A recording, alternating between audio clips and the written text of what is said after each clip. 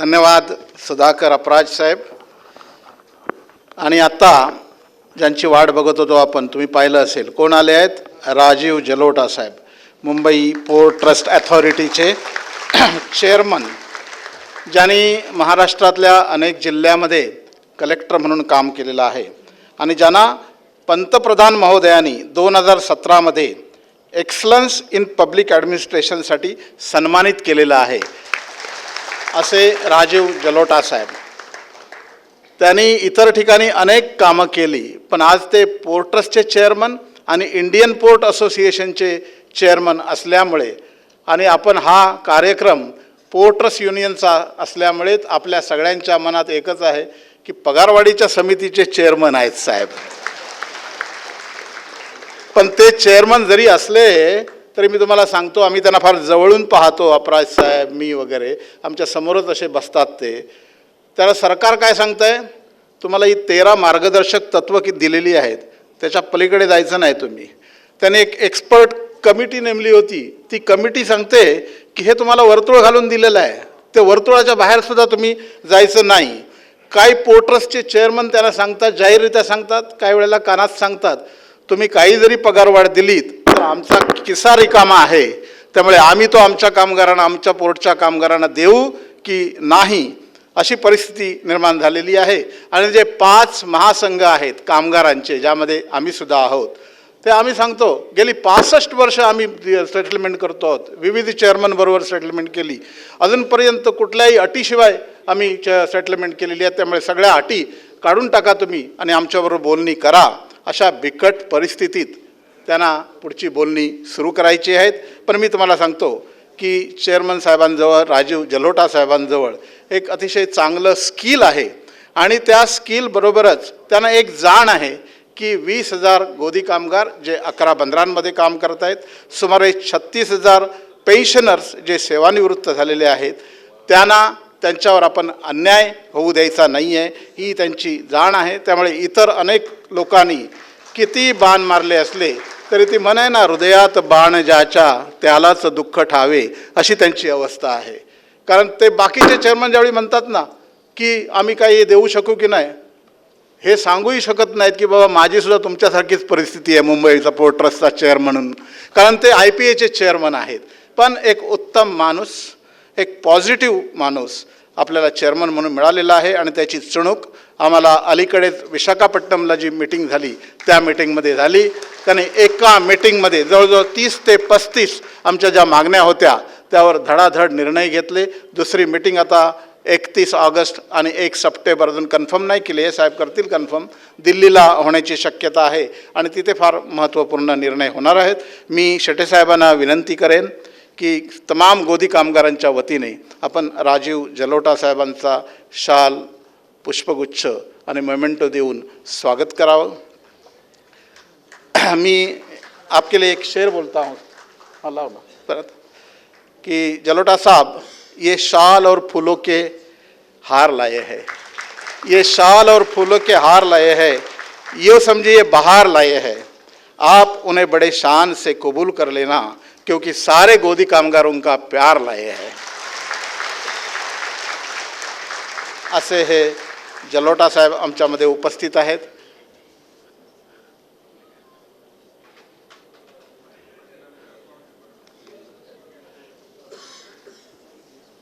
आमच्या सगळ्यांच्या अनेक अनुभव आहेत त्यांच्याबरोबर काम करतानाचे, अनेक पॉझिटिव्ह अनुभव आहेत, पण ती सांगण्याची ही वेळ नाही, कारण आपल्याला वेळेचा अभाव आहे.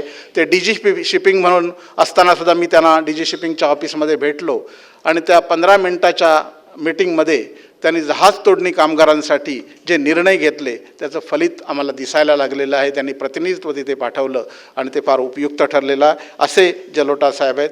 आप सही टाइम पे आ गए जलोटा साहब, आपका ही नंबर था स्पीच के लिए, तो मैं बीच में ज़्यादा ना खड़ा होते हुए आपको रिक्वेस्ट करूँगा की तुम्ही मार्गदर्शन करावं. Shri Rajiv Jalota, chairman Mumbai port trust आणि chairman Indian port association. Mumbai port trust dock and general employees union यांच्या सेंटिनरी सेलिब्रेशनच्या निमित्ताने ह्या कार्यक्रमास मला बोलवल्याबद्दल शेटे साहेब, अपराज साहेब, यतीन पटेल जी, राणे साहेब, दत्ता खेसे साहेब, सगळ्यांचा मी आभारी आहे. श्री हरभजन सिंग सिद्धू आपले नॅशनल लेवलचे युनियन लीडर आहेत, त्यांच्या पण मी मुंबई पोर्टच्या वतीने स्वागत करतो.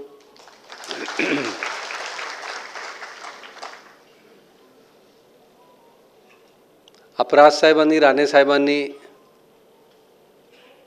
आपलं समोर सांगितलेलं आहे की काहीतरी यांना माझ्याकडून शब्द हवे आहेत. शेटे साहेब पण माझे कानात सांगत होते, साहेब सांगून टाका. आणि राणे साहेबांनी तुम्हाला माझी खरी परिस्थिती सांगितली की काय आहे. जेव्हा मी मुंबई पोर्ट ट्रस्टचा चार्ज घेतला होता तेव्हा मला शिपिंग सेक्रेटरी विचारायचे नेहमी की या महिन्यामधला पगार करण्यास इतके पैसे आहेत की नाही. तर तुम्ही सर्वांनी भरपूर मेहनत केली आणि आपण तुमचे जवळपास आत्ता सगळे ॲरियर्स पण दिलेत आणि पेन्शन फंड कमी नाही होऊ दिला आणि पेन्शन फंडमध्ये सुद्धा थोडे पैसे टाकलेत. आणि 2 महिन्यापूर्वी आणखीन एक आम्ही ठराव केला आहे GB मध्ये की जे काही जमीन विक्रीपासून पैसे मिळतील, जे मोठे डील्स होतील, त्याच्यामध्ये 75% पैसे पेन्शन फंडामधून जाणार आहे. कारण आमच्या सर्वात जो प्रमुख उद्देश आहे सध्या पुढील 2-3 वर्षाचा तो पेन्शन फंड पूर्ण करायचा आहे. आणि कारण तेव्हाच आपला म्हणजे आपण भरपूर CAG जे काही दरवर्षी आपला ऑडिट होतो त्याच्यामध्ये तर ते असे म्हणतात की आपण हे पेन्शन फंडमध्ये जेवढे पैसे टाकायचे आहेत ते सगळे आपण आपले खर्चाची बाजूला दाखवावे. पण जर आपण पूर्णपणे तो दाखवला तर आपला लॉस काहीतरी 4-5 हजार कोटीपर्यंत जाईल आणि तशी परिस्थिती आपली नाही आहे. पण CAG ते सुद्धा एक वेगळे ताशेरे आपल्याकडे मिळत आहेत. पण तरी पण आपण तुम्ही सर्वांच्या मेहनतीने गेल्या वर्षी 22-23मध्ये 63 मिलियन मेट्रिक टनपेक्षा जास्त कार्गोची उलाढाल केली, जे आपले इतिहासामधले सर्वात जास्त होती. आणि पण याच्यावरून आपल्याला म्हणजे स्वस्थ बसून राहावं लागणार नाही. कारण JNPT पोर्ट त्यांनी आपले जे शेवटचे 2 बर्थ होते ते प्रायव्हेटाईज केले आहे. आणि त्या बर्थमध्ये असं झालेलं आहे की जे कार्गो आपल्याकडे येतो बरीचसा, तो कार्गो आता तो प्रायव्हेट ऑपरेटर तिकडे वळून घेण्याची शक्यता, म्हणजे शक्यता काय म्हणजे आम्हाला खात्री आहे की ते वळवण्याचा पूर्ण प्रयत्न करणार आहेत. आणि आत्ता आम्हाला फार जास्त मेहनत करावी लागणार आहे की जे कार्गो आपल्याकडे आहे ते ठेवणे आणि याच्यानंतर आणखीन बरीचसा कार्गो आपल्याकडे आणणे. कारण आपण गोदीमध्ये सुद्धा बरीच ठिकाणी अशी जागा निर्माण केलेली आहे की जेणेकरून आपण आपला स्टोरेज स्पेस स्वतः वाढवलेला आहे. आणि काही 2-3 कमॉडिटी अशी आहेत की ज्याची मागणी मुंबईमध्ये पुढील 8-10 वर्षामध्ये खूप जास्त राहणार आहेत. आणि असे प्रकारचे काही लोक आपल्याकडे आता संपर्क साधत आहेत की आम्ही आपल्याकडे एक 10-1 वर्षासाठी 8 वर्षासाठी करार करायला तयार आहोत की आपण इतका माल पोर्टमध्ये आणणार. तर ही चांगली बाब आहे की हे जर आपली ह्याच्याबद्दल करार झाले आणि त्यांनी खरोखरच आणायला सुरुवात केली तेव्हा आपली हळूहळू थोडी उत्पन्न वाढेल. आपल्याकडे एक चांगला प्रोजेक्ट FSRU जे LNG नॅचरल गॅसचा होता, तो एक चांगला प्रोजेक्ट आपण निवडला होता आणि वर्क ऑर्डर पण दिला. पण युक्रेनच्या युद्धामुळे LNG गॅसचे भाव जे 6-7 डॉलरपर्यंत होते ते 20, 25, 30, 35 डॉलरपर्यंत गेले आणि अजूनसुद्धा $20 आसपास इंटरनॅशनल बाजारामध्ये आहेत. म्हणून त्याचा फायनान्शियल क्लोजर नाही होऊ शकला. नाहीतर त्या प्रोजेक्टपासून आपली अपेक्षा होती की 2024पासून जवळपास आपल्याला एक 40 कोटी दरवर्षी रॉयल्टी मिळाली असती. पण प्रयत्न चालू आहेत. पण आपण म्हणजे जे बायपार्टाईट वेज निगोशिएशन कमिटीचे निगोशिएशन्स चालू आहे त्याच्यामध्ये बरीचशी प्रोग्रेस झाली गेल्या वर्ल्डची मीटिंगमध्ये आणि मला अपेक्षा आहे की 2-3 महिन्यामध्ये कदाचित आपण त्याचा शेवट करू शकू. आपले युनियनचे लीडरसुद्धा म्हणजे सांभाळून घेत आहेत, कारण काही पोर्ट्सची परिस्थिती आर्थिक परिस्थिती चांगली नाही आहे आणि केंद्र सरकारने मिनिस्ट्रीकडून जे गाईडलाईन्स आलेले आहेत त्याच्यामध्ये पण बरीचशी आपल्याला एक बांधलेलं आहे. तर आपण ह्याच्यामध्ये कसे व्यवस्थित मार्ग काढता येईल तर सगळे वरिष्ठ युनियन लीडरसोबत बसून काहीतरी मार्ग काढायची आपली तयारी आहे, जेणेकरून लवकर हा विषय संपवता येईल. युनियनच्या सहकार्याने आपण PLRचा प्रश्न पुढील वर्षांसाठी आता निकाली काढलेला आहे आणि त्यामुळे तो विषय आता कायमचा आपला मिटलेला आहे. तर त्या आपल्याला दरवर्षी त्या पर्टिक्युलर जे युनियनसोबत करार झाला आहे त्याच्याप्रमाणे त्या हिशोबाने आपल्याला ते पैसे दरवर्षी भेटतील आणि मागचे एरियरसुद्धा त्याच्यामध्ये मिळणार आहे. आपल्याला जो राहिलेला शेवटचा 1 हप्ता मला द्यायचा आहे 15%च्या मागचे एरियर्सच्या, तर त्याबद्दल हे सगळे म्हणतात घोषणा करा, पण काय आहे की तो मी एकट्याचा निर्णय नसतो, म्हणजे आमचे सगळे 4-5 अधिकाऱ्यांनी मिळून घ्यायचे आहे. पण हे शब्द जरूर देतो की विदिन 2 मंथ्स नक्की आम्ही करून घेऊ. त्याबद्दल काही प्रॉब्लेम नाही आहे. मग ते एरियर तुमचे पूर्ण होतील मग मागचे, कारण त्याच्यानंतर नवीन एरियर सुरू होतील. तर त्याची पण व्यवस्था मला करायची आहे. पण आज आपल्या ह्या 75 वर्षाची जयंतीनिमित्त आपण सर्वजण इथे जमला आहात आणि सगळे आपले वरिष्ठ लीडर्सकडून आपल्याला मार्गदर्शन मिळालेलं आहे. मी तर म्हणतो की माझ्यासाठी ही एक कार्यशाळा आहे मुंबई पोर्ट ट्रस्टचा कार्यकाळ. कारण मी बरीच ठिकाणी होतो, तिथे युनियन लीडरसोबत काम करत होतो, पण अशा प्रकारच्या म्हणजे जे लेबरसोबत एकदम त्यांचे प्रश्नांबद्दल, नंतर कसे त्यांनी हा पोर्ट इतका मोठा केला, कारण त्यावेळी काही मशिनरी नसायची आणि विदाऊट मशीन आपण म्हणजे ऑलमोस्ट जगाचा सर्वात मोठा पोर्ट बरीच वर्ष आपलाच पोर्ट होता. 125 वर्ष भारतामधला मला वाटतं आहे सर्वात मोठा पोर्ट कार्गो हँडल करण्यामध्ये आपला पोर्ट होता. तर हे सगळा म्हणजे झाला आहे आपले जे लेबर इथे काम करत होते त्यांच्यामुळे. बाकी ठीक आहे, आपले लोकांनी जे इथे इन्फ्रास्ट्रक्चर डेव्हलप केला आणि जे सुविधा डेव्हलप केली, पण पूर्णपणे सेल्फ सस्टेनिंग असा पोर्ट तयार केला गेला आपल्या सर्वांच्या सहकार्याने. आणि मी एक अजून पाहतो जे कुठलीही बैठकमध्ये सांगत राहतो की आपले जे लेबर लोक आहेत त्यांचे जे काही मुलं वगैरे आहेत, फॅमिली मेंबर्स आहेत, ते अतिशय चांगल्या मार्गाने गेलेले आहे आणि म्हणजे एकदम मोठ्या पदांवर बरीचसे त्यांचे मुलं किंवा ग्रँडचिल्ड्रन हे काम करत आहेत. सर्व म्हणजे चांगले सुखी आहेत आणि ह्याचा फार मोठा योगदान म्हणजे याच्या जे आहे ते युनियनला आहे. कारण युनियननी जे आपल्यासाठी म्हणजे फाईट केली, राईटसाठी फाईट केली, तर त्याचा एक चांगला परिणाम हे झाला की आपण सद्मार्गाने गेला.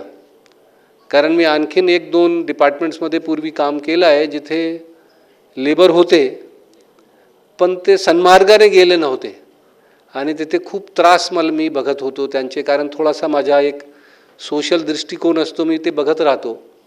पण आपल्याकडे हे एक चांगली गोष्ट आहे आणि युनियन नेहमी आपले लेबरसाठी आणि त्यांच्या कुटुंबियांसाठी कसे चांगला करता येईल त्याबद्दल आमच्याकडे पण विषय मांडत असते.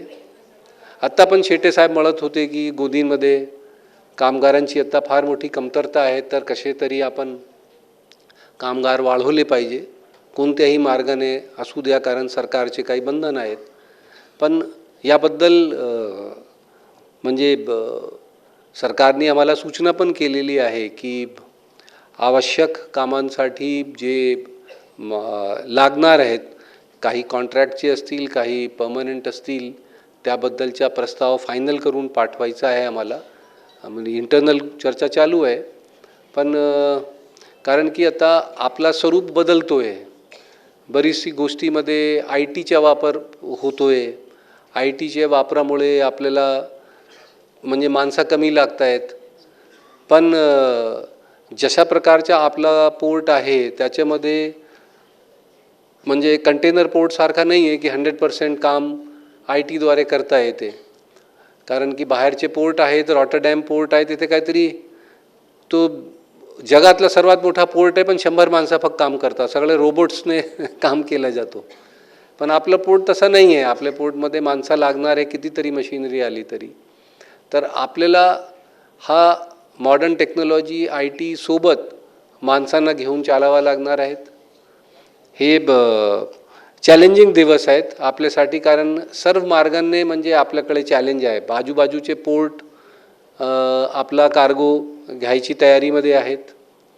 मुंबईचे आपले चॅलेंजेस आहेत, कारण कार्गो इव्हॅक्युएशनची प्रॉब्लेम फार मोठी आहे.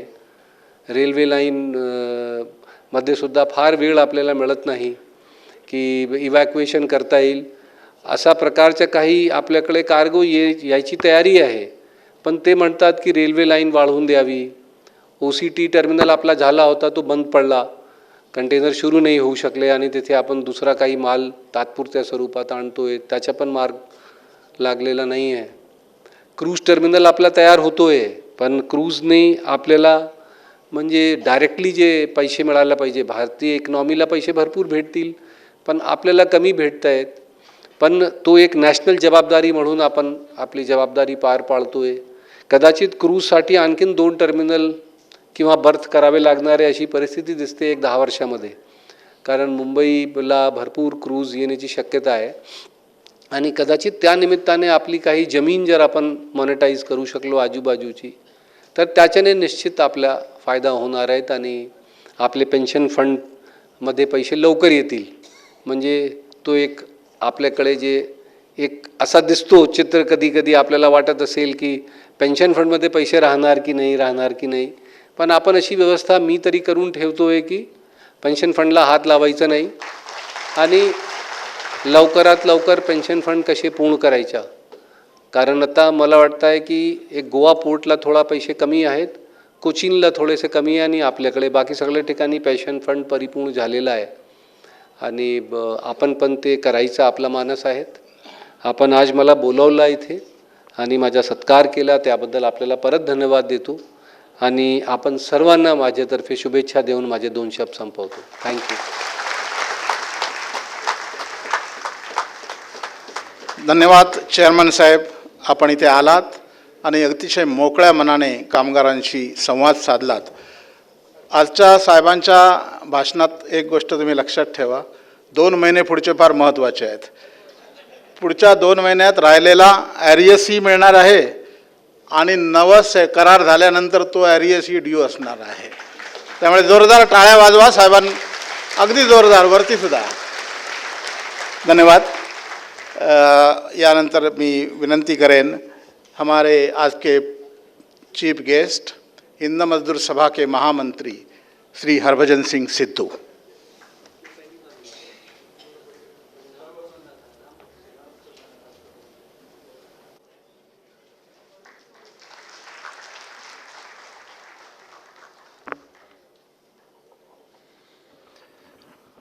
Mumbai port trust dock and general employees union के सम्मानित अध्यक्ष श्रीमान SK Shette ji, general secretary साथी अपराध जी, मंच पर सभी सम्मानित पदाधिकारीगण, आज के 3 फंक्शनों की अध्यक्षता कर रहे साथी राणे जी, और आपके निमंत्रण पर आपके मुंबई पोर्ट के चेयरमैन श्री राजीव जलोटा जी आपके बीच में पधारे, और इस मौके पर आपकी यूनियन के कर्मठ सदस्यगण, कार्यकर्तागण और सभी दूसरी यूनियनों के जो सम्मानित सदस्यों को आपने सम्मान दिया, बहनों और भाइयों, मैं सबसे पहले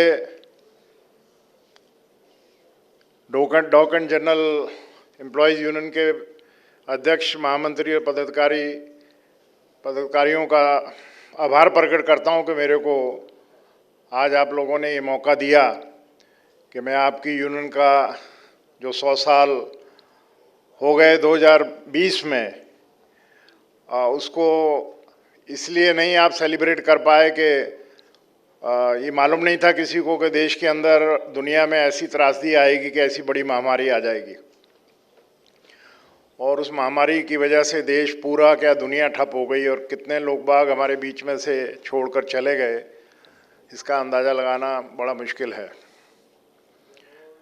अंदाज़ा लगाया हुआ है वर्ल्ड हेल्थ ऑर्गेनाइजेशन ने कि हमारे देश में 54 लाख लोग बाग मरे हैं उस बीमारी की वजह से, जिसको सरकार मानती नहीं है, परंतु उसके सारे आदेश को माने उस दौरान में, परंतु इस फिगर के ऊपर डिस्प्यूट करते हैं। तो आपका 100 साल हुए, तो अब आप अंदाज़ा लगा सकते हैं कि 100 साल में जब ये यूनियन खड़ी की गई होगी, उस वक़्त हमारे देश का हुक्मरान कौन था, आप लोगों का एम्प्लॉयर कौन था, और उस दौरान में कर्मचारी का क्या स्टेटस होता होगा, ये आप किताबों में पढ़ सकते हैं, हमने भी पढ़ा है। हिंदुस्तानी गुलाम थे और गुलामी का हमारे साथ बर्ताव होता था, तो उस वक़्त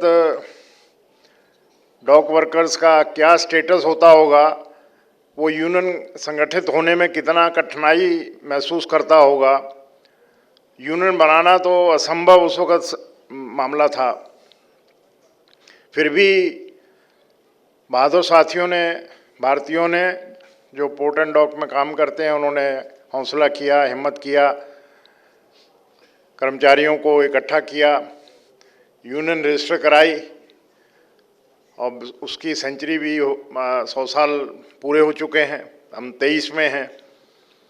और इस दौरान में यूनियन ने कितने अप्स एंड डाउन देखे होंगे, ये तो हिस्ट्री अगर शेट्टे जी पूरी लिखें तो आपको मालूम पड़ा होगा कि जब आप उस वक़्त, मेरे ख्याल जब ये पोर्ट बना होगा, अंग्रेज़ों ने बनाया होगा, तो आपका स्टेटस तो डेली वेजेस का होगा, क्योंकि उनके अंग्रेज़ों के टाइम पर कोई भी इंडियन रेगुलर एम्प्लॉय नहीं होता था, सब दिहाड़ी मजदूर होते थे। सुबह आए, सूरज उग गया तो ड्यूटी आवर शुरू हो गए, और सूरज डूब गया तो ड्यूटी आवर्स ऑफ हो गए। कोई आवर्स ऑफ एम्प्लॉयमेंट का कानून तो था नहीं, कोई ऑक्यूपेशनल हेल्थ एंड सेफ्टी का तो कानून था नहीं, कोई उस दौरान में किसी को चोट लग जाए, मृत्यु हो जाए, उसका कोई कंपनसेशन, उसकी कंपैशनेट ग्राउंड अपॉइंटमेंट, रात में काम करें तो आप ये उम्मीद करो कि नाइट ड्यूटी अलाउंस मांग लें, तो ऐसा तो उस वक्त संभव नहीं था। आप कहें कि घर से ड्यूटी पे आएंगे और ड्यूटी से वापस घर जाएंगे कि हमारे को ट्रांसपोर्ट अलाउंस मिले, ये उस वक्त सपना भी नहीं था लोगों का कि हम ये कुछ कर सकते हैं। परंतु इतनी 100 साल की जर्नी यूनियन ने शुरू की, और जो चीज़ें उस वक्त मांगना भी एक सपना था, वो सब आप लोगों ने प्राप्त किया। देश के सभी सरकारी कर्मचारियों ने अंग्रेज़ों के टाइम पर ही, जब लगा अंग्रेज़ों को कि भी अब हमारे को देश छोड़ना पड़ेगा, हिंदुस्तानी जो हैं वो डिसाइड कर चुके हैं कि हमने अब अपना देश को आज़ाद कराना है, तो किसी तरीके से बचकर यहाँ से चले जाएं, तो इसमें लिहाजा ये डिसीजन हो गया कि वो छोड़ के जाएंगे। तो उस वक़्त 46 में फर्स्ट पे कमीशन आया जयप्रकाश जी की अध्यक्षता में, तो 30 रुपया मंथली सैलरी, 1 रुपया इंक्रीमेंट और क्लास 4 का दर्जा मिलेगा इंडियंस को। ये 46 में फर्स्ट पे कमीशन में आया था। उस वक्त जयप्रकाश जी का अगर लेटर पढ़े हैं, ARF में पढ़े हैं, उन्होंने उसके ऊपर ऐतराज़ किया था कि जो मैन ऑफ द क्राफ्ट है that should not be less than the man of letter. Clerk से ज़्यादा वेतन होना चाहिए जो हाथ से काम करता है, उसका कम नहीं होना चाहिए। इसमें कम दिया है तो लिहाजा गलत किया है। तो उस वक़्त के नेता भी आप देखें कि जिन्होंने ये प्रण किया हुआ था कि हमने अंग्रेज़ों को भगाना है, देश आज़ाद कराना है और अपने देशवासियों को उनको सम्मान दिलाना है। जो एक ह्यूमन राइट्स है, मानव अधिकार मिलना चाहिए, सम्मान की ज़िंदगी सबको मिलनी चाहिए, गुलाम की ज़िंदगी बसर नहीं होगी। अब 250 साल बर्दाश्त कर लिया, उसके लिए लोगों ने अपनी जान कुर्बान की हैं, अपनी नहीं की हैं, अपने परिवारों को बर्बाद किया है। तब जाकर आप इस 100 साल के सफ़र में किस मुकाम पर पहुँचे हैं। मुझे मालूम है कि मेरे प्रेडिसेसर साथी Umramal Purohit ji being a secretary of the JCM, 5वां वेतन आयोग जब नेगोशिएट कर रहे थे, तो ये कोई कह नहीं सकता था कि महिलाओं को चाइल्ड केयर लीव मिल जाएगा 2 साल का, 2 बच्चे पढ़ाने तक 18 साल तक उसको चाइल्ड केयर लीव मिलेगा। लीव भी कितना, 2 साल की विद फुल सैलरी। और कितना कठिन था आर्गू करना, परंतु उन्होंने आर्गू किया और अल्टीमेटली ये अचीव किया। और जितनी महिला कर्मचारी हैं सबको 2 बच्चों के लिए 18 साल तक जब तक हों वो अडल्ट ना हों, वो 2 साल की छुट्टी ले सकते हैं विद फुल सैलरी और ऑल बेनिफिट। और जब ये अचीवमेंट हुआ, मुझे मालूम है कि जब ये आदेश इशू हुए तो जितनी महिला कर्मचारी थी, जो चाहे IAS ऑफिसर थी, चाहे IPS थी या दूसरे ऑफिसर थी, सब ने 2-2 साल की लीव अप्लाई कर दी। और उसके बाद फिर एक सरकार को प्रॉब्लम हो गई कि ये तो सारी महिला कर्मचारी छुट्टी पे चली गई 2 साल की। ऐसा तो हमने सोचा नहीं था कि इनको ऐसा छुट्टी मिले। तो उसका उन्होंने कॉरिजेंडम निकाल दिया कि छुट्टी उसको मिलेगी 2 साल की जो अपनी लीव पहले एग्जास्ट करेगा। अब वो ऐसा उसके ऊपर कॉरिजेंडम इशू किया कि सारी महिला कर्मचारियों में और दूसरों में बड़ी विपत्ता खड़ी हो गई। तो पुरोहित जी ने फिर आर्गू किया जाके फाइनेंस सेक्रेटरी से कि ये हमारे को हमने वी आर नॉट बेगर्स, ये हमने बैग तो नहीं किया है, ये तो हमने आपको बताया था कि अपने बच्चों का ख्याल करेंगे, बच्चे देश का भविष्य हैं, तो ये भविष्य बना रहे हैं देश का, तो इसलिए अपनी छुट्टी एडजस्ट करेंगे फिर आपकी छुट्टी पे आएंगे। ये तो कभी मंशा नहीं थी हमारी। तो दोस्तों उसके बाद फिर कॉरिजेंडम इशू करवाया कि नथिंग डूइंग, जो छुट्टी है वो छुट्टी मिलेगी चाहे रिलीवर आए या ना आए। जिस महिला ने जितनी छुट्टी अप्लाई करी उसको वो छुट्टी देनी ही पड़ेगी। मैं इसलिए कह रहा हूँ कि आपका आज आप सेलिब्रेशन सेंचुरी शताब्दी मना रहे हैं यूनियन की। कहाँ से शुरू हुए आप, जब आपका एग्जिस्टेंस ही नहीं था, यूनियन बनाना असंभव था, फिर भी हमारे नेताओं ने यूनियन बनाई और वो सारी मुसीबतें और यातनाएं बर्दाश्त की होंगी, वो लिखी हुई हैं सब कुछ कि किस तरीके से अंग्रेज जो हैं वो डील करते थे कि लीडर को जेल में भेज देना, जुर्माना कर देना, सजाएं कर देना। उसके बावजूद भी लोग बाग कमिटेड थे कि नहीं, हमने अपने राइट्स लेने ही लेने हैं, ह्यूमन राइट्स को प्रोटेक्ट करना है, वर्कर्स राइट्स को प्रोटेक्ट करना है। और 100 साल में जो मुकाम पर पहुंचे और अब फिर दोबारा से रिवर्स सर्कल हो गया। अब मतलब रिक्रूटमेंट पर complete ban in the government sector since 91, क्योंकि देश को हमने डेवलप कंट्रियों के बीच में लेके जाना है, लिहाजा हम उस ग्लोब में नीचे डेवलपिंग कंट्रीज में हिंदुस्तान का नाम नहीं आना चाहिए। तो हमने 91 में वैश्वीकरण को स्वागत कर दिया, विश्व व्यापार संगठन के सदस्य बन गए, अब उनकी डायरेक्शन पर देश काम कर रहा है, देश कह रहा है तरक्की कर रहे हैं हम। अब जिस हालात में आज हम खड़े हैं,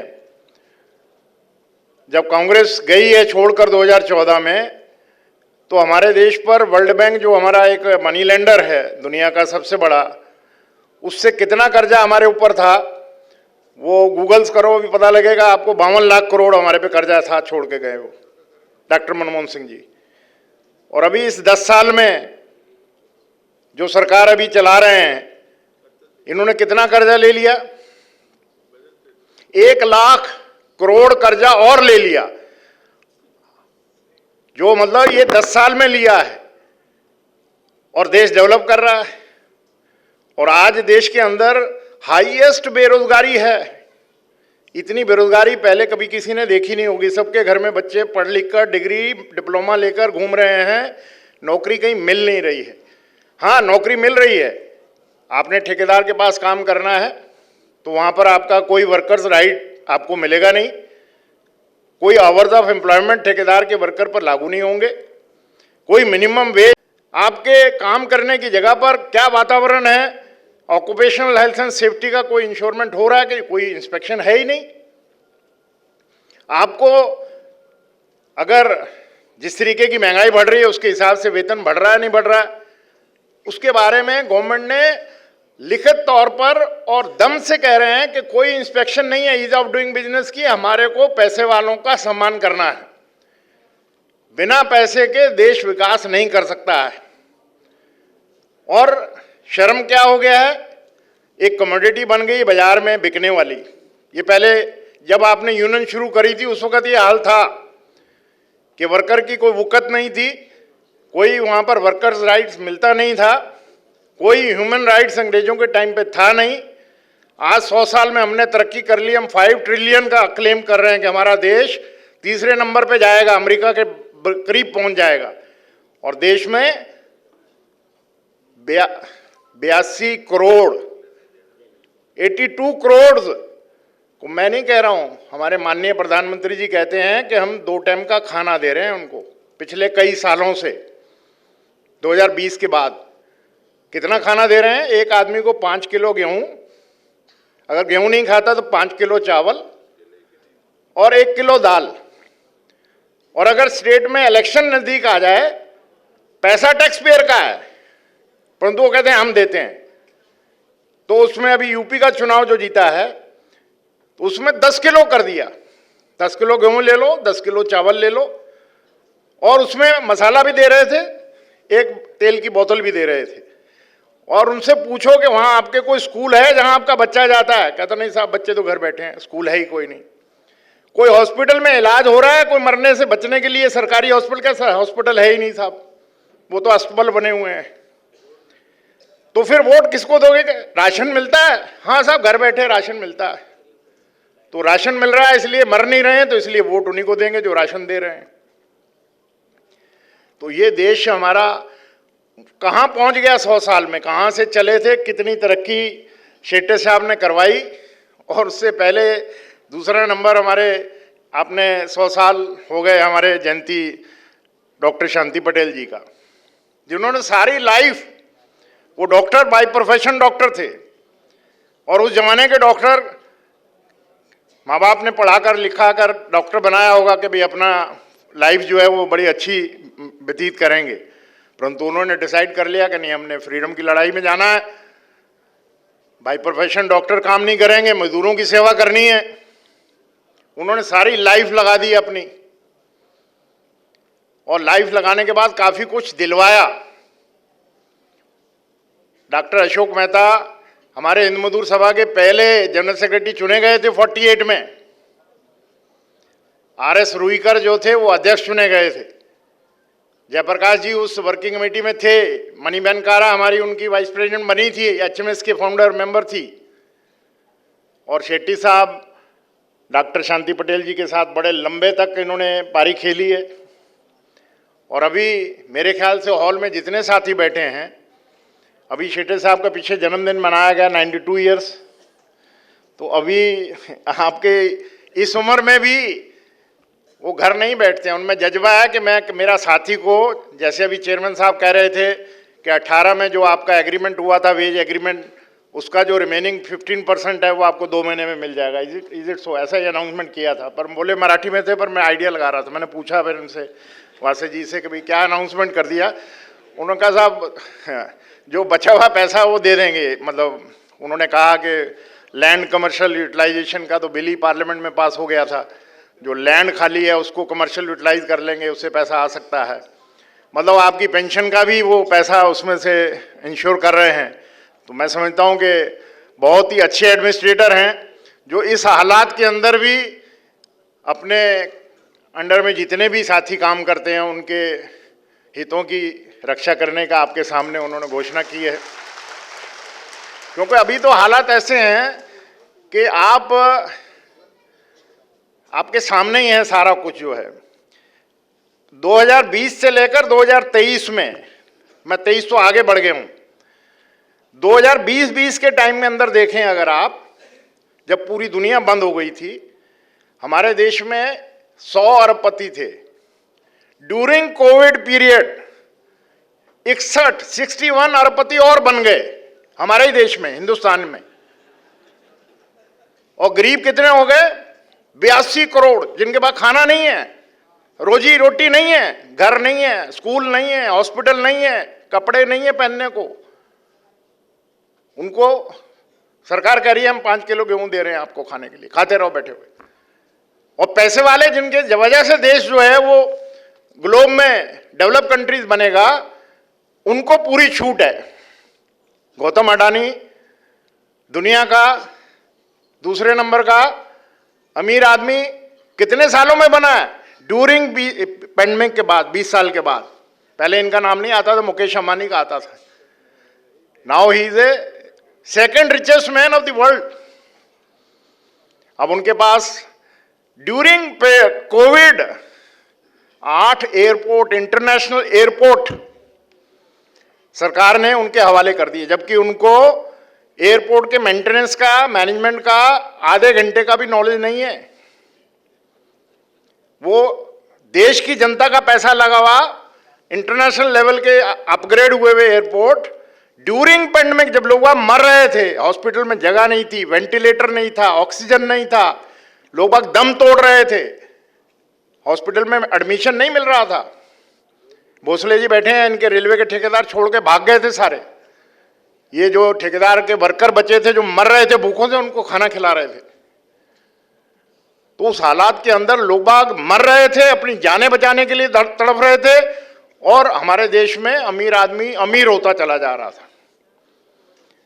अब आप अंदाजा लगा सकते हैं, हम 100 साल सेलिब्रेट कर रहे हैं अपने यूनियन का, और शांति पटेल जी जिनको शताब्दी उनकी, उनको भी आज सेलिब्रेट कर रहे हैं, जिन्होंने सारी लाइफ लगा दी इस काम के लिए। मतलब मैं देखता हूं, क्योंकि जब उमरामल पुरोहित जी, क्योंकि बहुत लंबे समय तक जेसीएम के स्टाफ साइड के सेक्रेटरी रहे, उन्होंने तकरीबन 3-4 पे कमीशन खुद नेगोशिएट किए। जब वो मैटरनिटी लीव महिला कर्मचारी का बढ़ाने के लिए कह रहे थे कि वो 180 दिन का हो जाए, बच्चा जब तक 6 महीने का ना हो तो महिला कर्मचारी ड्यूटी पे नहीं जानी चाहिए, तो लोग बात ताजुब करते थे कि कैसी मांग कर रहे हैं। अल्टीमेटली वो अचीव की 180 दिन की। फिर लोगों ने कहा कि पैटर्निटी लीव भी चाहिए, क्योंकि हस्बैंड संभालता है, जब बच्चा होता है तो वो भी अपना घर का खाना बनाता है। फिर पैटर्निटी लीव भी मिल गई। अभी मांग चल रही थी कि पैटर्निटी लीव भी बढ़ाई जाए, उसको भी करा जाए 4 महीने का। तो अब मांगे तो जरूर है हमारे पास। ट्रांसपोर्ट अलाउंस जब मांग रहे थे कि हमारे को घर से नौकरी पे आने पर, नौकरी से वापस जाने पे अपनी तनख्वाह में से हम काम करने के लिए आते हैं, तो हम ट्रांसपोर्ट कहाँ पर खर्च करता रहे। अब ट्रांसपोर्ट अलाउंस भी मिला, और ट्रांसपोर्ट अलाउंस के ऊपर डीए मिल रहा है। अगर ट्रांसपोर्ट अलाउंस महंगा हो रहा है तो आपको डीए मिल रहा है उसके ऊपर। तो अब किस परिस्थिति में हो आप, अब ये आपको तय करना है कि जितने कर्मचारी बचे हैं, चेयरमैन साहब किसी भी तरीके से जितनी सरप्लस लैंड है उसको यूटिलाइज करके उससे पैसा लेकर आपका पेंशन, सैलरी मिलती रहे आपको, और आस्ते आस्ते जब रिटायर होते जाओ आपका काम ठेकेदार को जाता रहे, तो अल्टीमेटली 2.5 लाख से आप 20,000 पर आ गए। तो अभी 24 का चुनाव तक तो मैं कह नहीं सकता हूँ कि इतना फास्ट कोई स्पीड पकड़ जाए, परंतु अगर आपने 24 की भूल करी तो फिर आप 24 को चुनाव के बाद ही जितने 20,000 हैं चेयरमैन साहब पर दबाव आ जाएगा कि इनसे वीआरएस लो, इनको कहो घर जाए, उसका व्यवस्था होने वाली है। तो मतलब इस हालात में देश चल रहा है इस वक्त। हमारे लिए हम ट्रेड यूनियन जो कर रहे हैं वो आसान काम नहीं है। जब हम नेगोशिएट करते हैं मैनेजमेंट के सामने, आज कमिटमेंट ये है कि हम 2030 तक, जो यूएन असेंबली में कमिटमेंट है दुनिया के 177 कंट्री की, कि 2030 तक दुनिया से गरीबी खत्म कर देंगे। हिंदुस्तान उनमें से एक है, सिग्नेटरी है। कोई बाल श्रम रहेगा ही नहीं, नो चाइल्ड लेबर 2030 तक। हंगर, भूखमरी खत्म हो जाएगी 2030 तक। अब 82 करोड़ को जिनके पास काम नहीं है, गवर्नमेंट खाना दे रही है, वो क्या 30 तक उनको रोजगार मिल जाएगा? उनके पास रोजगार आ जाएगा? तो ऐसे हमारे सामने चैलेंज सामने खड़े हैं। परंतु अगर हमारे पूर्वजों ने अंग्रेजों के टाइम पर ये चैलेंजों को कबूल किया और उनको देश से भगाया, देश आज़ाद कराया, देश को आस्ते आस्ते तरक्की करवाई और सबको सरकारी नौकरियां, पीएसयूज में अच्छी नौकरियां मिली, उम्मीद थी कि भी वो फॉलो करेंगे रोड मैप को। प्राइवेट सेक्टर में भी रोड मैप में फॉलो करते थे। परंतु अभी तो उल्टा चक्कर चल गया कि अब अगर आप बात करें कि वर्कर राइट्स की, तो कहते हैं काम करना है तो ठेकेदार के पास करिए जो ठेकेदार कहता है, नहीं तो अदरवाइज आपका गेट पास वापस अगले दिन अंदर नहीं आ सकते। सिक्योरिटी को गेट पास पे नोटिस आ जाता है कि इस नाम का कोई भी वर्कर गेट के अंदर एंटर नहीं होना चाहिए। No job security. कोई कानून आपके ऊपर, अभी जो लेबर मिनिस्ट्री है जिसका ये फर्ज है कि हिंदुस्तान में वर्कर राइट्स को प्रोटेक्ट करना है, वो खुद 50% की स्ट्रेंथ के ऊपर काम कर रही है। मैं एक एग्जांपल देता हूं। आदेश आया सेंटर से कि आप ये चेक करो, जो सोशल सिक्योरिटी का 2008 का बिल आया था कि उसको लागू करना है कि दिल्ली शहर में कितना कॉन्ट्रैक्ट वर्कर काम कर रहा है। तो लेबर सेक्रेटरी, मैं कुदरती बैठा था, उन्होंने कहा कि ये सिद्धू साहब ये ऐसा, आगे से ऊपर से चिट्ठी आई, मैंने लेटर पढ़ा। तो मैंने कहा आप क्या जवाब दे रहे हैं? उन्होंने अपना जवाब भी मेरे सामने रख दिया। उन्होंने कहा साहब ये काम कराने के लिए मेरे पास स्टाफ नहीं है, मैं ऑलरेडी 50% स्ट्रेंथ पे काम कर रहा हूँ, 50% वैकेंसी खाली पड़ी हैं, तो ये काम करवाऊं किससे मैं? सर्वे। चिट्ठी गई, दोबारा फिर चिट्ठी आई कि आप इसको कॉन्ट्रैक्ट पे कराइए। तो उन्होंने फिर चिट्ठी लिखी उसको कॉन्ट्रैक्ट पे कि मेरे पास पैसा नहीं है, फंड नहीं है, मैं वो कॉन्ट्रैक्ट के लिए पैसा कहां से लाऊं जो ये सर्वे कराऊंगा। तो मतलब आप अंदाजा लगा सकते हैं कि सोशल सिक्योरिटी देने के लिए भी सर्वे अभी तक कैपिटल में नहीं है। जैसे कि अभी 20 तो कोई दूर नहीं है कोविड में, कोविड के अंदर जब सुप्रीम कोर्ट में केस लग गया तो जो लोगों की नौकरियां गई हैं, कितनी नौकरी गई थी मालूम है आपको? 41 करोड़ नौकरी चली गई थी लोगों की इनफॉर्मल सेक्टर में। सुप्रीम कोर्ट ने पूछा कि आपका इनफॉर्मल सेक्टर में कितना वर्कर काम करता है, let us know on the certified copy, आप सबमिट कीजिए। तो गवर्नमेंट का रिप्लाई था कि we have no data available. तो कोर्ट ने कहा नथिंग डूइंग, हमारे को ये आपको देना होगा 1 महीने में। तो फटाफट इन्होंने आनंद फानन में वो शर्म पोर्टल इशू किया। लेबर मिनिस्टर ने हमें बुलाया कि हरभजन सिंह इसमें मदद करो, ये हमारे को, हमने सोशल सिक्योरिटी देनी है सबको। मैंने कहा बड़ा अच्छा काम आ गया, बहुत अच्छा ख्याल आ गया आपको सोशल सिक्योरिटी देने का। वो करते कराते अभी 28 करोड़ पोर्टल पे रजिस्ट्रेशन हुई है। वो भी जितने हमारे पब्लिक सेक्टर के डिपार्टमेंट थे, सबके सीईओ को आदेश चला गया कि आप इसका काम करेंगे, आप जहां मर्जी से भी आप पैसा खर्च करें, इन सबको अपने आदमी लगाइए, पोर्टल में नाम रजिस्टर कराइए इनफॉर्मल सेक्टर में। तो अभी 28 करोड़ का नाम आया। 28 करोड़ है नहीं, ज्यादा है इनफॉर्मल सेक्टर में, क्योंकि टोटल तकरीबन 54 करोड़ हमारी वर्कफोर्स है। 2011 के बाद तो कोई सेंसस ही नहीं है कि वर्कर कितना है। पहले 47.5 करोड़ है 2011 की फिगर जो है। अब गवर्नमेंट ने वो सेंसस सर्वे कराना बंद कर दिया है। परंतु हमारा आइडिया है कि अगर 2011 में 47.5 करोड़ था, वैसे अनऑफिशियल लोग बाग अपनी फिगरें दे रहे हैं, तो तकरीबन 54 करोड़ के करीब हैं। और 54 करोड़ में से 7% ऑर्गेनाइज में है, 93% इनफॉर्मल सेक्टर में है। तो अब आप अंदाजा लगा सकते हैं कि 28% तो इनफॉर्मल में होंगे नहीं, क्योंकि हमारे सिर्फ 7% है। 7% भी पुरानी फिगर है। अगर आप नई फिगर देखो तो आप ऑर्गेनाइज सेक्टर में तकरीबन 30% काम ऑलरेडी कॉन्ट्रैक्ट पे जा चुका है। आपके चेयरमैन साहब बैठे हैं, अगर आपके पोर्टल डॉक में देखा जाए तो आपका जो रेगुलर काम है, प्रीनल नेचर का वर्क है, that can not be offload to the private contractor. क्योंकि मैं हर जगह पे नेगोशिएशन में जाता हूं, बीएचईएल में बहुत संघर्ष कर रहे हैं, परंतु कुछ सुनने को तैयार नहीं। ऐसा प्रेशर वातावरण, इनका कोई मैनेजमेंट कुछ नहीं कर सकती उसमें। सीएमडी हमारे रेलवे से हैं वहां पर। भोपाल का मोर देन 40% काम ठेके पे है। जितने क्रेन ऑपरेटर जितने भी सारे हैं वो सब कॉन्ट्रैक्ट पे हैं। उनको सैलरी नहीं मिल रही थी, ठेकेदार सैलरी नहीं दे रहा था। कॉन्ट्रैक्ट वर्कर हड़ताल पे चला गया, क्रेनें बंद हो गई, रेगुलर वर्कर बैठा है काम करने के लिए, मैनेजर बैठे हैं, वहां का ईडी बैठा है, पर तो काम बंद हो गया सारा। हल्ला मच गया जी, भोपाल फैक्ट्री बंद हो गई। भाई क्या बंद हो गई, क्यों हो गई? कह जी कॉन्ट्रैक्टर का वर्कर हड़ताल पे चला गया क्योंकि उसको सैलरी नहीं मिल रही। तो मैंने अभी उनको जो पीएफ की नेगोशिएशन हुई, जो कि 5000 पीएफ दे रहे थे, बड़ी मुश्किल समझाया उनको कि आपको वंदे भारत का 34 साल का कॉन्ट्रैक्ट मिल गया बीएचईएल को, तो काम किससे कराएंगे अगर आप बोनस और इनको नहीं देंगे तो अल्टीमेटली उन्होंने बात माना। 30,000 के ऊपर समझौता हुआ 2 साल में, 2 साल का।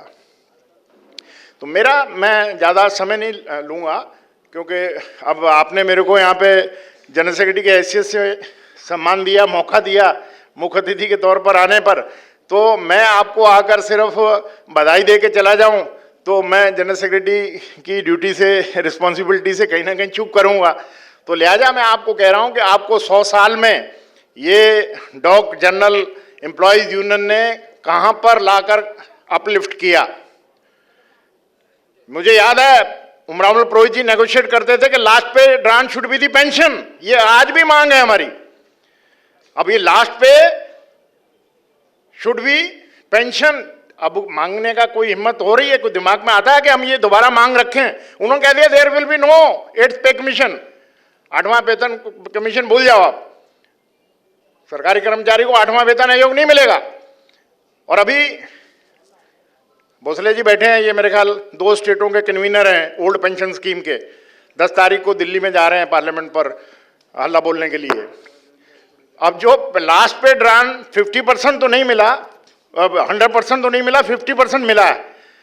पर मैं आपको गर्व से कहता हूं कि हमारी यूनियन ने जो अभी सम्मान कराया, आपने जो आपके साथ जेल में गए थे, आपने जो इमरजेंसी के खिलाफ रेजुलेशन लिया, ये बहुत कम यूनियनें थी। हमारे ऑल इंडिया रेलवे फेडरेशन ने रेजुलेशन गुवाहाटी में लिया था इमरजेंसी के खिलाफ, शेट्टी साहब के अध्यक्षता में वो लिया, तो इनके 28 आदमी कितने पकड़ के जेल में डाल दिए। उनमें से एक का सम्मान मेरे से करवाया। मैं अंदर सोच रहा था कि इनको जेल में जाने का मौका हमने दिया है, ये हमारी गलती हो गई, क्योंकि रेलवे एम्प्लॉय ने 74 में हड़ताल कर दी थी। 74 में रेलवे में हड़ताल हुई थी ऑल इंडिया रेलवे फेडरेशन के मांग के ऊपर कि हमारे को 8.33 बोनस मिलना चाहिए, समान काम समान वेतन। मैं उस वक्त 22 साल का था, और 22 साल का मैं उस वक्त सैबोटेज केस में अरेस्ट करके जेल भेज दिया था, नौकरी विदाउट इंक्वायरी निकाल दिया था। उसके बाद ही तो उस गवर्नमेंट को इमरजेंसी लगानी पड़ी। 74 की हड़ताल सक्सेसफुल हुई, 28 दिन गई, और उसके बाद देश में हालात ऐसे बने कि वो 75 में इमरजेंसी लगी, और सारे देश के जितने राजनेता 19 महीने जेल में गए। किसी को उम्मीद भी नहीं थी कि 19 महीने में छूट जाएंगे कि नहीं छूट जाएंगे, किसी को मालूम नहीं था। हमारे जो उस वक्त के नेता थे, जिन्होंने हड़ताल का उस वक्त अध्यक्ष थी, उनकी जिम्मेवारी थी, वो जिंदा बच के जेल से वापस आएंगे या नहीं आएंगे ये किसी को उम्मीद नहीं थी। परंतु वो 8.33 तो बहुत कम मांग रहे थे। अभी फिलहाल 78 डेज का बोनस लेते हैं ये रेलवे वाले। तो लिहाजा हिंद मजदूर सभा के सारे ये एफिलेट हैं। मुझे गर्व है, मैं फ़ख्र है मेरे को कि मेरे को आज ऐसे मौके पर आना, आपने इनविटेशन दिया और मैं यहाँ पर आकर अपना फ़ख्र महसूस कर रहा हूँ कि हमारा जो डॉकन जनरल एम्प्लॉयज़ यूनियन 100 साल कंप्लीट कर चुकी 20 में, और वो आज हमारी एफिलेट है। और जो अचीवमेंट जिस मुकाम पर आपको पहुँचाया, वो ये लीडरशिप जिनके डॉक्टर शांति पटेल का भी हम 100वां वर्ष मना रहे हैं। और फिर आपने हिंद मजदूर सभा का 75 साल, जब देश आज़ाद हुआ तो उस वक़्त के तमाम सीनियर लीडर्स उन्होंने महसूस किया कि देश आज़ाद हो चुका है, अपनी इंडियन गवर्नमेंट बन गई है, तो लिहाजा अब हमारे को ऐसी यूनियन बनानी चाहिए कि जिस यूनियन के ऊपर ना तो सरकार का कोई कंट्रोल हो, ना किसी राजनीतिक पार्टी का कंट्रोल हो, ना किसी एम्प्लॉयर का कंट्रोल हो। Union should not be work under any pressure of pull and pressure of government, politicians as well as employer. Union should be free, independent and democrat. 6 lakh की मेंबरशिप से शुरू किया था 48 में, आज 11 की मेंबरशिप जो हुई है वेरिफिकेशन हमारी, उसमें 92 लाख मेंबरशिप है एचएमएस की, जिसमें हम फख्र से कहते हैं पूरी दुनिया में कि भारतीय रेलवे में गवर्नमेंट क्या सारी राजनीतिक पार्टी चाहती हैं कि रेलवे पे कब्जा करें, हमारी यूनियन बन जाए। रूलिंग पार्टी तो बहुत ही कोशिश करती हैं, परंतु अभी तक कामयाब नहीं हो रही, क्योंकि रेलवे एम्प्लॉय चाहते हैं कि पॉलिटिशियन घुसे ना अंदर, अगर घुसे तो हमारी हालत क्या होगी, अभी तक बचाए हुए हैं। पोर्ट एंड डॉक में we are number 1, coal and mines में वी आर नंबर 1। ताते जी बैठे हैं, वो प्रेसिडेंट जनरल सेक्रेटरी दोनों, ये महाराष्ट्र ट्रांसपोर्ट में नंबर 1 पे हो, दूसरा कोई रिकॉग्नाइज नहीं है। ऐसा इधर ठीक है ना, एचएमएस की एफिलेट है। और हमारी ऐसी बहुत यूनियन है जो प्राइवेट सेक्टर में भी सिंगल यूनियन है, दूसरी यूनियन को मैनेजमेंट भी नहीं चाहती कोई आए, क्योंकि हमारा कोई ये ध्येय नहीं कि हम फैक्ट्रियों को बंद कराएं या इंडस्ट्री को बंद कराएं, परंतु हमारा यह है कि इंडस्ट्री चलनी चाहिए। अगर यूनियन मजबूत है तो इंडस्ट्री सस्टेन करेगी, अगर यूनियन मजबूत नहीं है और उसमें खिलारा डाल दिया तो इंडस्ट्री भी जो है वो सिंक कर जाती है।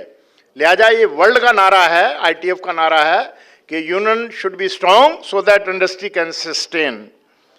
तो लिहाजा हमारा हिंदुस्तान में जहाँ पर भी यूनियन काम कर रही है, जो आपके चेयरमैन साहब ने भी अपने भाषण में आपकी तारीफ की कि आप सुलझे हुए, समझदार, निपुण नेगोशिएटर हैं, और आपके जनरल सेक्रेटरी अपराध जी, दूसरे साथी जितने हैं वो मैनेजमेंट से जो हमारा ड्यू राइट है, जो वर्कर्स राइट्स का प्रोटेक्शन है, वो बाय परसुएशन उनको परस्यू करें कि हमारे को दे दें।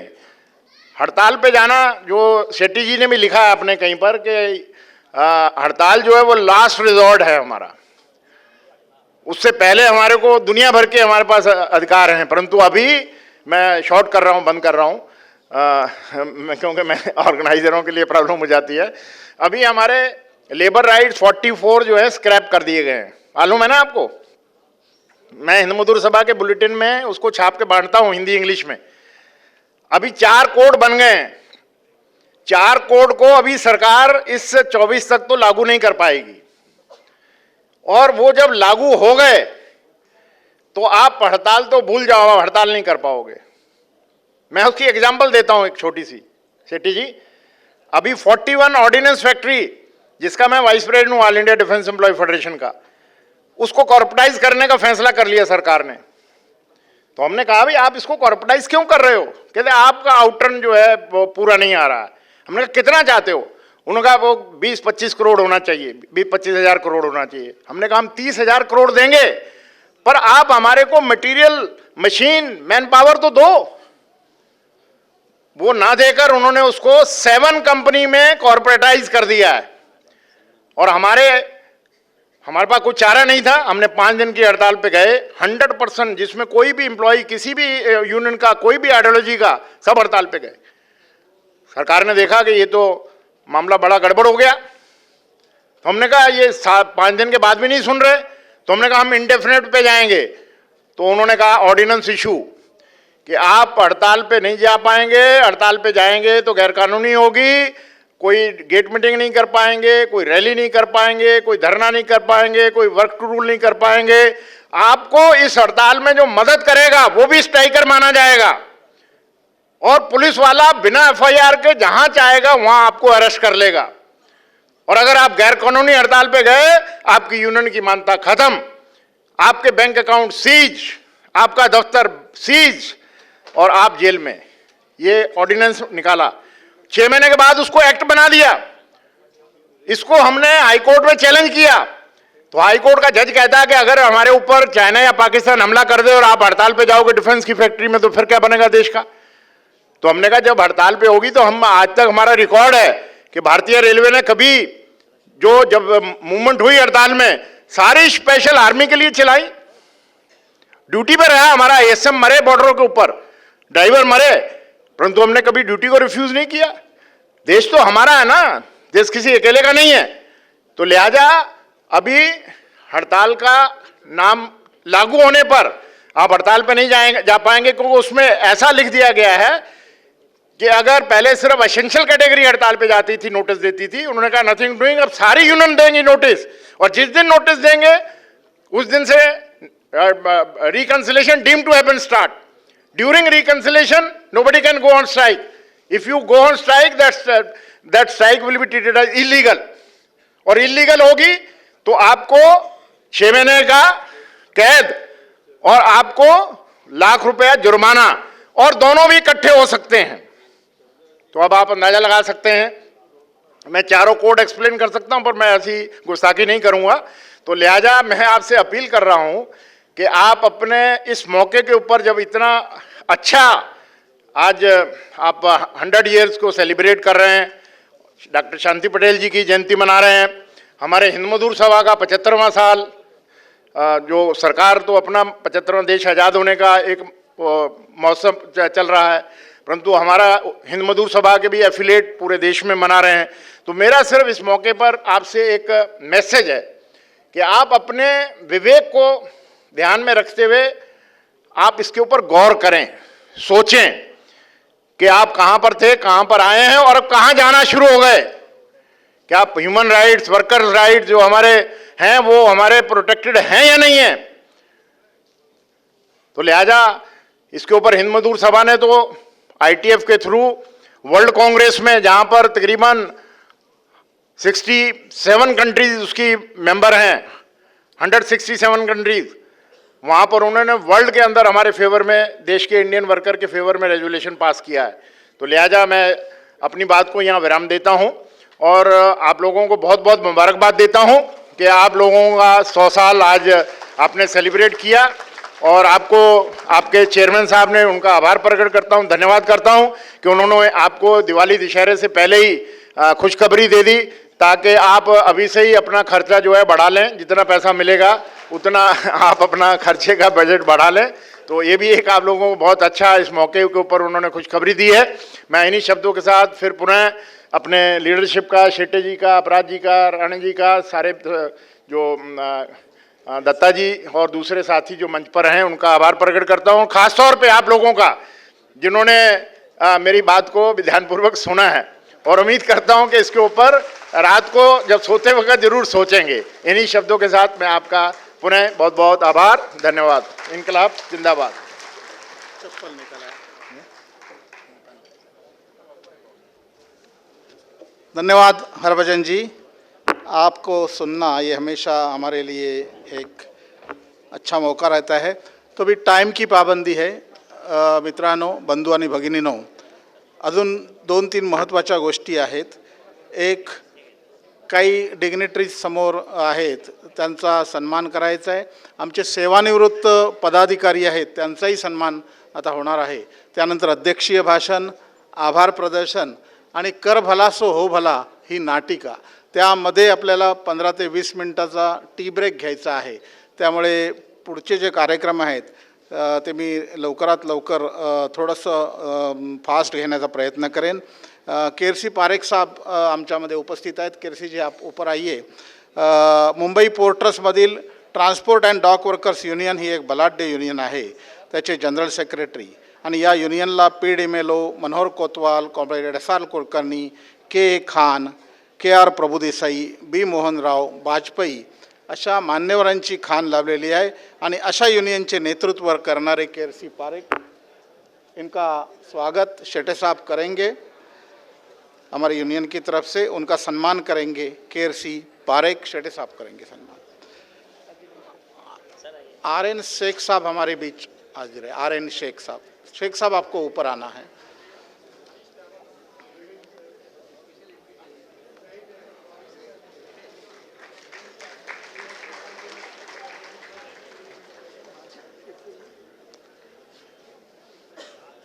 पोर्ट ट्रस्टमधील सगळ्यात उंच आणि सगळ्यात देखणा ऑफिसर RN शेख साहेब कमी बोलतात, शेरो शायरी करतात आणि लोकांना हसवून सोडतात, तर RN शेख साहेब यांचाही सन्मान शेटे साहेब करतील।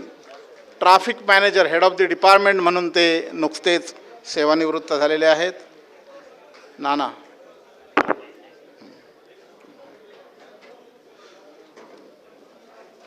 RN शेख यांचा सन्मान होतो आहे। शांतीबाईंच्या नेतृत्वाखाली गुजरातमध्ये जी युनियन स्थापन झाली, Alang Sosiya ship recycling and general workers association, जी आता शेटे साहेबांच्या नेतृत्वाखाली समर्थपणे पुढे जाते आहे, हरभजन सिंगचा त्यांना फार चांगला सपोर्ट आहे, तर त्या युनियनचे खजिनदार विकास नलावडे यांचाही सन्मान शेटे साहेबांनी करावा असं मी विनंती करतो।